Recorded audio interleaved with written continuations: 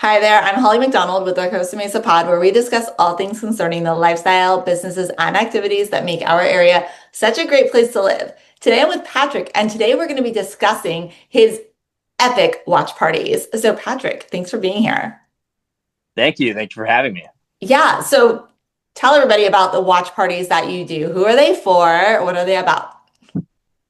They're for locals, like people in the general Costa Mesa area, and probably like a 5 mile radius. So think of like all the cities that surround Costa Mesa: Huntington Beach, Fountain Valley, Newport Beach, Irvine, Santa Ana, and or people that just need a place to go in Orange County, but really for the convenience of people in that area.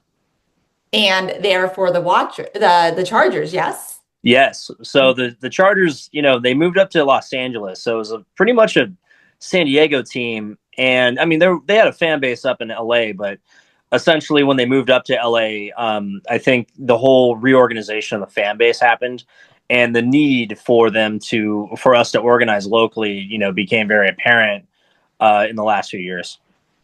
So, what got you to start this whole mission?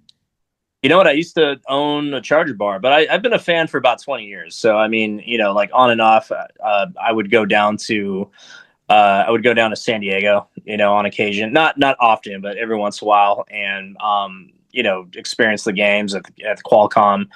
And then, when they moved up to Los Angeles, I actually owned a bar in Long Beach, and I turned it into a Charger bar to keep all the Raider fans out. And to be honest with you, but after the pandemic, I was after the pandemic was over, and the Chargers were in my hometown of Costa Mesa, where I went to Estancia High School, and I'm from the area and everything, and which is a rare thing to see nowadays. Yeah. People are not from here at all, and I noticed that there were a lot of Charger fans in the area. There was, I'd go to every bar because I come from another crew that were based. They based their operations at the Block of Orange, and they, ended up getting massive watch parties. But I didn't really want to drive like a half an hour to go to a watch party to Orange on a consistent basis. And as that club grew, I noticed they became more localized, and became less and less familiar because I was part of the original outfit. And the dynamic started to change where it became a whole different kind of organization over time. And I was like, man, if we're going to start an organization, you're probably going to want to know the other charter fans that live locally, because imagine if you could meet other local charter fans and there's things you could do. Like I at one point I had like a van I would bring up, and people would, pay a certain amount, like $35 round trip, and I would get like some kind of like passenger van to go up and down games and things like that. I'd encourage carpooling or people to like meet other people. So if they wanted to like not pay exuberant prices for parking, getting carpools, up to the games, was something that I encouraged. And yeah, just, kind of meeting your neighbor, was kind of really the basis of how I thought. And I also was like, oh, wow, if I party super hard, I only have to pay like $7 for an Uber ride home. you know? Yeah, splitting it. Yeah. Either splitting it with multiple people or just having a shorter drive back is definitely going to save you money and be safer. So, Sure. yeah. So, how do you kind of find your Charger fan people? Like, where do they come from? Are they finding out about your watch parties through Facebook? Are they hearing about them like from word of mouth? How does that all come together? It's actually multiple sources, to be honest with you. So, there's multiple ways they're fine. I mean, it started, like I said, I started as an offshoot of a bigger club. Yeah.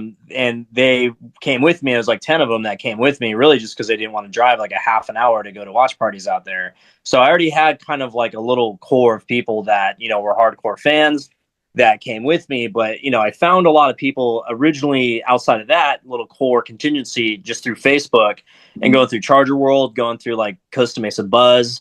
Other ways I would find them is like when people join and be like, hey, add your Charger friends. And then the Charger friends maybe knew one or two other Charger friends. And then, people, when I was at Buffalo Wild Wings and some other places, people just like Charger fans would just walk in Uh-huh. randomly and just be like, well, what's going on here? And I'm like, hey, it's a Charger establishment. And I'm like, hey, follow us on Instagram and Facebook, and just kind of corralling them into our social media channels. That way, they know what's going on and everything.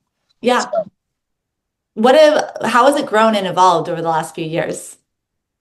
It's grown and evolved as kind of just a local, like a local tight knit thing into like something a lot bigger. Yeah. I am part of the larger Charger community, so what's kind of really interesting is I've been kind of plugging people into like the larger Charger community based on, like, for instance, I have a relationship with the Chargers with the tailgate, where we have an entire tailgate scene. We have an entire lane where we have like thousands of people that come to our tailgate, and we have like, DJs and bands and artwork, and we have an arch and everything. And so that's our local effort is kind of an input into what that is. And so that's one aspect of it, I guess. Other aspects of it are like when the Chargers are actually doing things in Huntington Beach or Costa Mesa or locally, I can, with all the Instagram power that we have, or sorry, social media power that we have, we let more people know about what's going on, and people are able to connect or able to get the information they need in order to make those kinds of decisions. Because before, no one would get the word out, or it'd come out last minute or whatnot. And it's kind of just evolving. And we're tied in with like Boltman, so I brought like Antonio Gates, to Triangle Square back in March.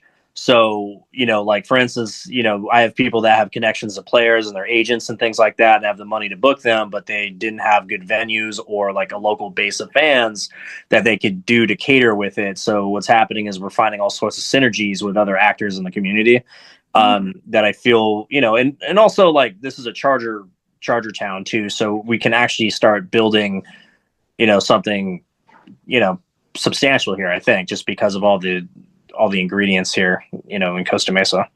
Yeah. So like when they came here back in March, what did they do? Was that just like a meet and greet or what was that? Oh, the Antonio Gates thing? Yeah. Okay, so Antonio Gates got into the Hall of Fame. And so he's one of the best tight ends in NFL history. If he's not the best, he's in the top three, so that, at least that's not arguable. And so what happened was we had like the first like big event after he had got in the Hall of Fame, and a lot of fans just wanted to get Hall of Fame merch. So when you're post Hall of Fame, or when you get inducted in the Hall of Fame, your price and your signatures, and all of a sudden your value goes like way up, but also you become part of like a made man, I guess. In essence, in the football world, you become a made man. And so, like, again, your relationship to your fans becomes a little different because now you become immortal or something like that, I guess would be a way of putting it. Yeah. So yeah, and yeah, he came down. We brought like 300 people. A lot of them, 40% of it was just locals, Awesome. and the others were just people that like collecting merch. And we had people I invited a lot of the locals just to have a free photo with Antonio Gates, just to if they didn't want to buy his merch or whatever, I'm like, just come and have a good time. Yeah. No, that is so cool. It's so cool the connections that you've made. I mean, I'm going to go out on a limb here and guess that you've just been totally into football for most of your life. I would say probably in my 20s. I played football a little bit when I was in high school, but I wasn't like super hardcore in it. It's just once you start watching football with like a big crew of people, it kind of, the dynamics are kind of, I felt that's what kind of triggered my interest in it. Was like, wow, when you have like a whole bunch of people, that you're watching football with, it's a whole different kind of experience than just, being on your couch watching it alone, or, Yeah. other than if you're gambling or, playing fantasy or something like that. So. Yeah. Oh, how fun. So yeah, you're definitely a connector, and having been, having your own bar and everything too, like you're all about that scene, just bringing people together and having a good time and then like supporting something. So, where do you plan to be doing a lot of your watch parties this year? Casa de Ona, formerly known as La Vida Cantina. Okay. And so anybody can just come and join you guys? Yeah, yeah. Anyone can come join us. I mean, even if you're not a Charter fan, I mean, you're probably gonna get heckled a little bit, but I mean, at least if you're a Raider fan, we tend to be nice to everyone else. But yeah, come and enjoy the show with us. Yeah, so that's starting up soon. You must be really excited. Where can people like follow along for the ride on Facebook and just keep tabs on what's going on in your world and how they can meet up with you? We have Instagram. page called Beach City Bolts. Okay. So, and I think you just have to like submit that you want to follow the group and then you just accept them. Yeah, that's the Facebook page, Beach City Bolts. So, Oh, okay.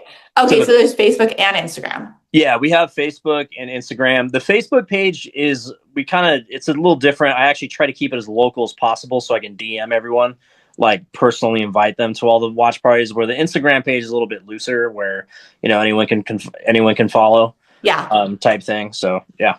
I mean, it's a lot of work to manage and run all these different pages. Are you the one doing all of that yourself? For the most part, yeah. Yeah. Yeah, Yeah. that's a lot. That's great though. I mean, to have that type of community where you were able to actually like raise money for different things, especially like your big event coming up, that's so cool. Do you miss that the Chargers are not practicing here anymore? Yeah, because honestly, the training camp experience in Costa Mesa was far superior than the one in El Segundo. The El Segundo has it's better for the players Hmm. because there's 3 football fields, and I'm glad they're there because again, it has, I think it's good for for the players, but as far as like the fan experience, you can fit far more people here in Costa Mesa. I think Hmm. it's at Jack Murphy Field, I think it's called. Yeah. You could fit like 4 to 5,000, where they kind of limit it to like 1,500 people, in El Segundo, and it's not as interactive. I mean, they do their best, I guess, but Costa Mesa was a much better experience. Oh yeah, Costa Mesa's great. So, what are you looking most forward to this football season? Do you have any predictions for the Chargers?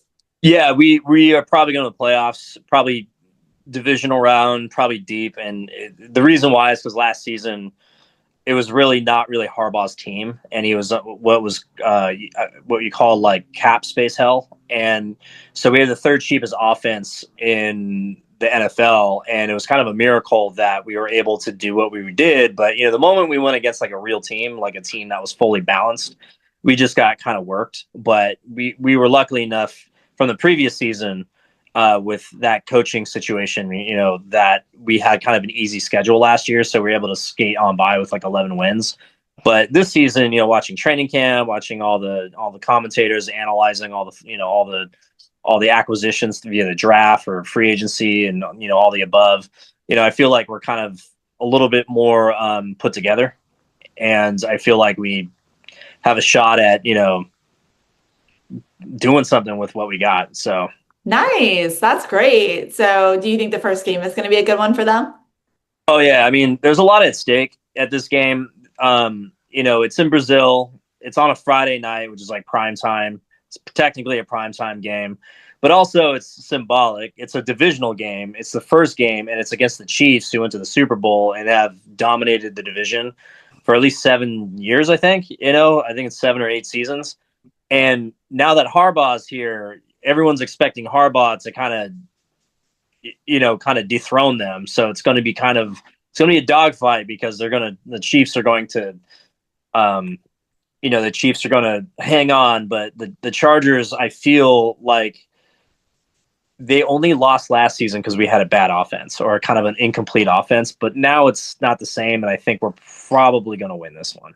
All right, that's great. So we'll have to circle back and see about this next week, and then also at the end of the season to see if your predictions are right. But everybody can come on and hang on out with you guys at your watch parties, and very excited for all of the cool stuff you have going on. It's so great that you made this other community here in Costa Mesa.